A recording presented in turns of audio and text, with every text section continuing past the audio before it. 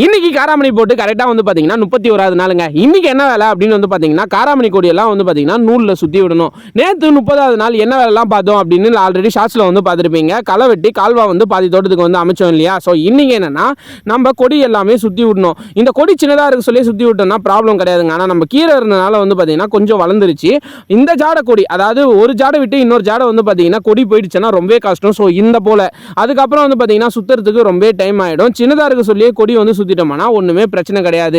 முக்கியமான விஷயம் நான் ஒவ்வொரு ஸ்டெப்பா வீடியோ போறதுக்கு காரணம் ஷார்ட்ஸ்ல என்னன்னு கேட்டீங்கன்னா, இப்போ நான் செடி போட்டேன் காய அறுத்துட்டேன்னு சொன்னா உங்களுக்கு வந்து தெரியாது. நான் இந்த மாதிரி ஒவ்வொரு விஷயத்தையும் பண்ண சொல்ல வந்து பாத்தீங்கன்னா நான் ஸ்டார்டிங்ல இருந்து விதை நூந்தன்ல இருந்து வந்து பாத்தீங்கன்னா நான் அறுவடை பண்ற வரையும் உங்களுக்கு எல்லாமே தெரியணுன்றனால தான் நான் ஒவ்வொரு ஸ்டெப்பா வந்து பாத்தீங்கன்னா ஷார்ட்ஸ்ல போடுறேன்.